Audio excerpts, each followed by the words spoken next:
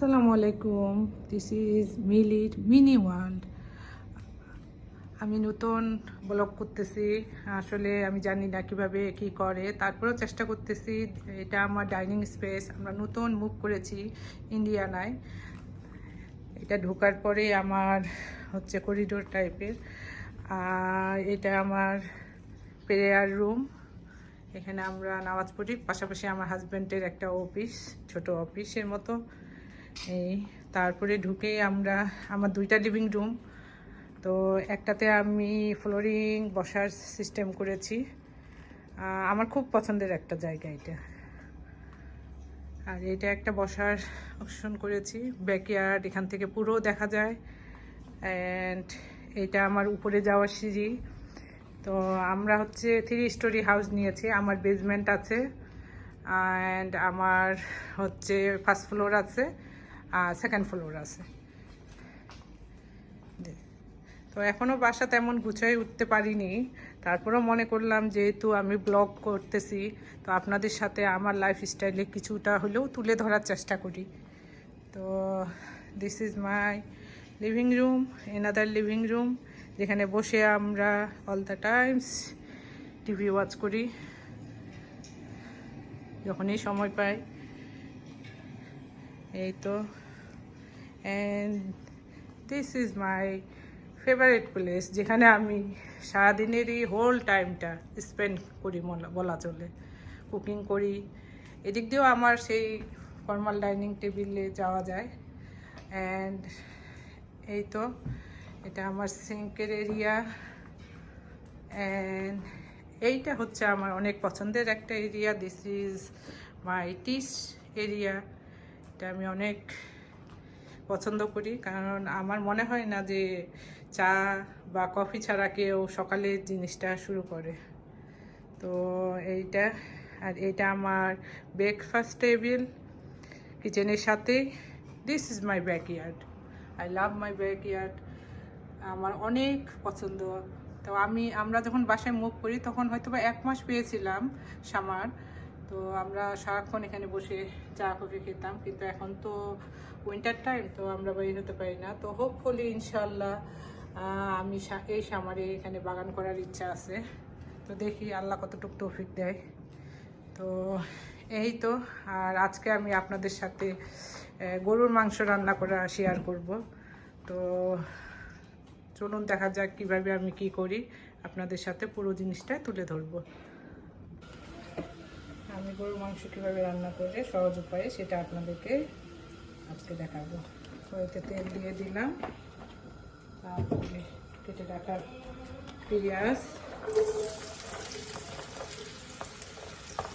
তেল দিয়ে দিলাম। আমি একটু কাঁচামরিচ বেশি খাই, তো কাঁচামরিচ দিয়েই করবো বেশিরভাগ। তো কাঁচামরিচ দিয়ে দিলাম।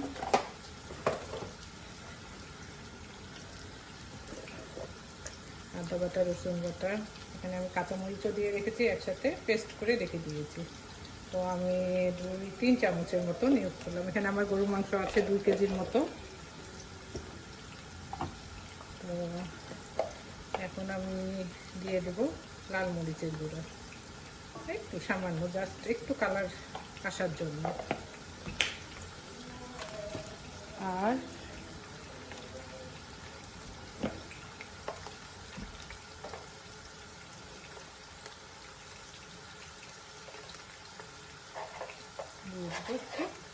হলুদ, 1 চামচের মতো হলুদ দেবো।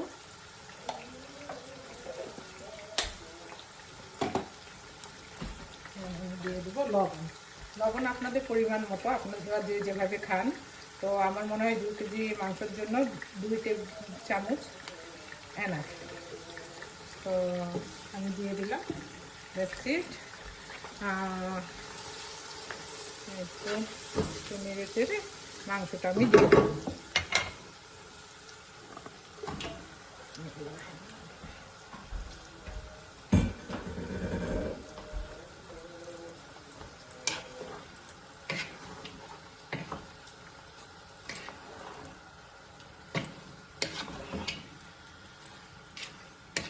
আজকে আমি বাসায় আসলে এমনি সকাল থেকে বসেইছিলাম, মনে করলাম যে একটু রেকর্ডিং করি, দেখি। অনেকদিন ধরে ইচ্ছা ছিল যে ব্লগ করবো লাইফে, আসলে হয়ে ওঠেনি। আমরা নিউ ইয়র্কেই ছিলাম প্রায় 18-19 বছর। তো ভালোই লাগছে ইন্ডিয়ানা, আসলে একটু নিরিবিলি। আমরা অনেক দিন নিউ ইয়র্কে ছিলাম, তো তাই মাঝে মাঝে নিউ ইয়র্কটা খুব মিস করি। তো ইনশাল্লাহ আল্লাহ হোপফুলি সব কিছু সহজ করে দিবেন। তো এটা হোক, এর মাঝে আমরা একটু করে নিব। আমি গরু মাংসতে আলু দিব, আলুটাও করে নিই, তৈরি করে নিই। আর হচ্ছে আমি খিচুড়ি রান্না করব, একটু বাসি ভাত ছিল সেটা দিয়ে কিভাবে খিচুড়ি পড়ে সেটাও আমি আজকে আপনাদের সাথে শেয়ার করব ইনশাল্লাহ। এখন আমি খিচুড়ি, মিক্স ভেজিটেবল খিচুড়ি যেটা, সেটা বানাচ্ছি। তো আমি কি নিয়েছি আপনাদের একটু বলে দিচ্ছি। যে আমি নিয়েছি এখানে ফ্রোজেন যে গাজর, তারপরে মটরশুঁটি, কর্ন থাকে, আলু দিয়েছি, মসুর ডাল দিয়েছি, পেঁয়াজ দিয়েছি, কাঁচামরিচ নিয়েছি। এরপরে আমি এখানে আদা রসুনের পেস্টটা দিয়ে দিব।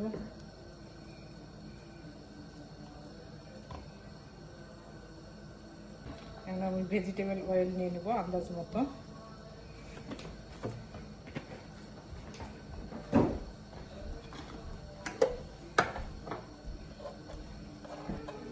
একটু হলুদ তো এই সব কিছু আমি হাত দিয়ে একটু মেখে নিব।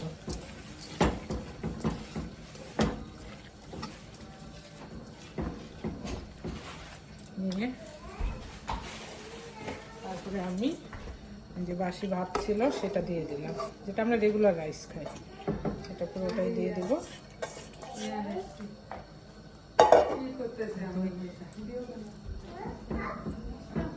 দেব এখন আমি পরিমাণ মতো পানি ইউজ করবো এখানে। তো ঠিক আছে, আমি পরিমাণ মতো পানি দিয়ে দিচ্ছি। বেশি লাগবে না, কারণ ভাতটা যেহেতু আমাদের সিদ্ধ করার। আর গরম মশলাও ইউজ করতেছি, আর লবণ ইউজ করতেছি। ঠিক আছে, এভাবেই এটা হতে থাক। আর ওই পাশে যে আমি গরুর মাংসটা বসিয়েছিলাম সেটাও দেখে নিই।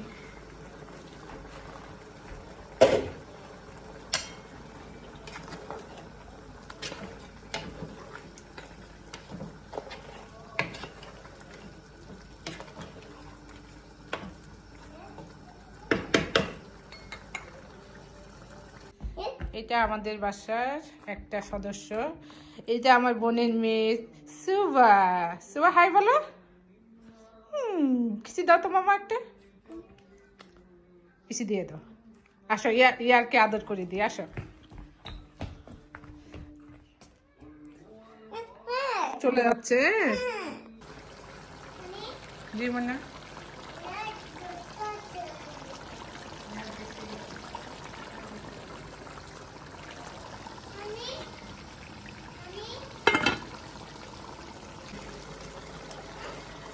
এই পর্যায়ে আমি গরুর মাংসতে গরম মশলা ইউজ করতেছি। পানিটা যখন টেনে আসবে সেই সময় আপনারা গরুর মাংসতে গরম মশলা দিয়ে দিবেন। এখন কিছুক্ষণ নেড়ে চেড়ে আমরা কষিয়ে নেব।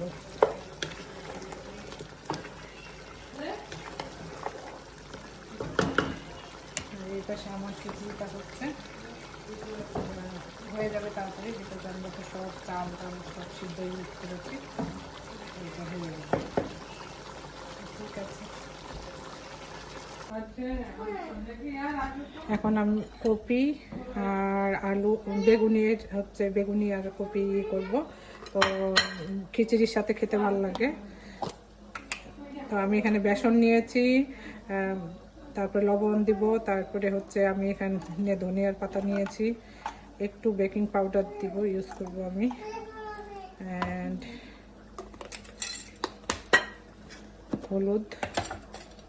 হলুদের গুঁড়া,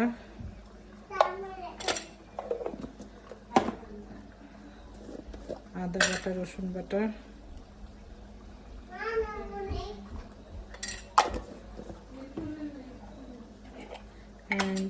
জিরা ধনিয়ার গুঁড়া ইউজ করবো। আমি এখানে গুঁড়াটা ইউজ করব।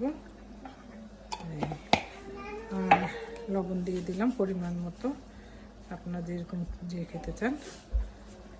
তারপরে এটা আমি মিক্স করব পানি দিয়ে। তারপরে পানি দিয়ে এটা আমি ভালো করে মিক্স করে নেব। এখানে ধনিয়ার পাতা আর কাঁচামরিচ ব্যবহার করার জন্য আপনারা দেখবেন যে ফুলকপি আর বেগুনের টেস্টটা দ্বিগুণ হয়ে গেছে।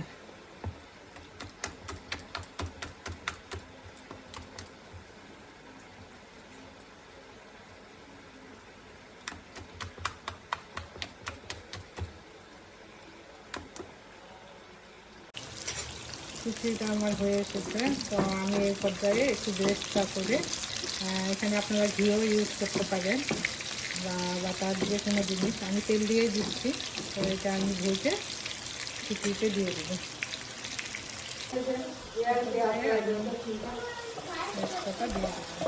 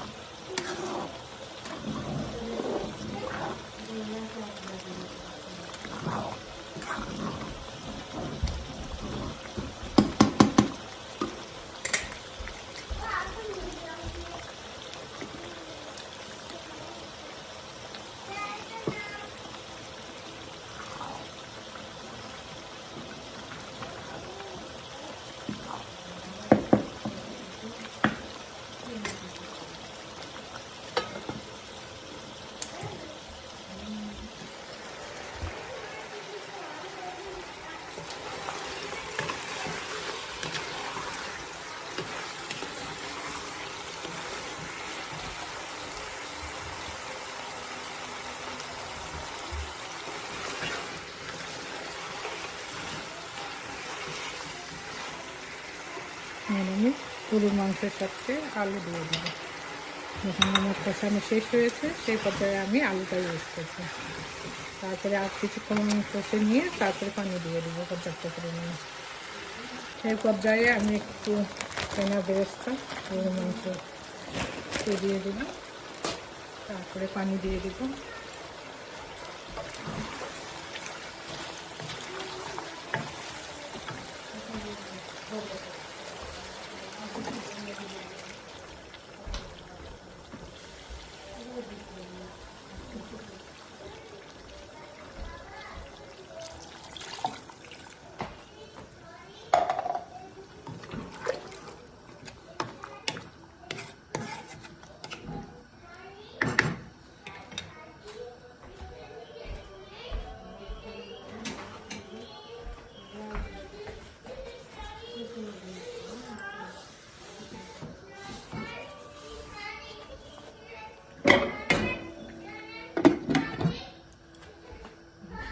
দিয়ে দিলাম। আর এই পাশে আমি বেগুনি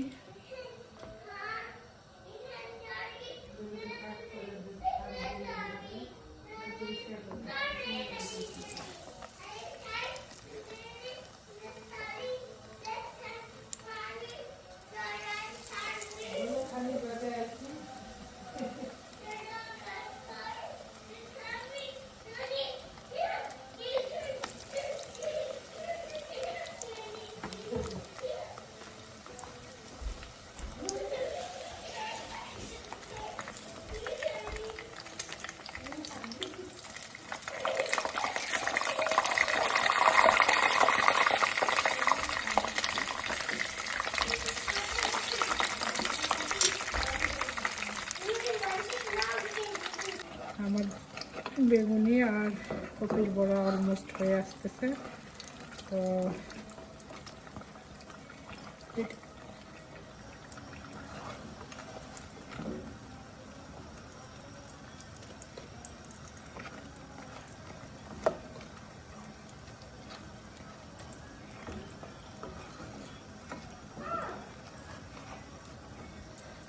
পর্যায়ে আপনাদের শুধু দেখাই এটা কতটাই ক্রিস্পি হয়েছে।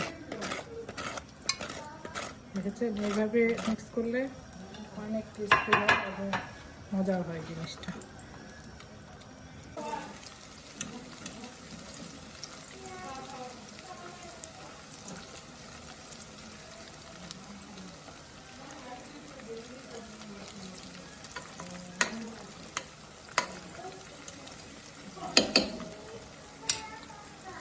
আমার শুভামণি, এটা আমার শুভামণি, এটা আমার ছোট বোনের মেয়ে, সে এসেছে আমার বাসায়।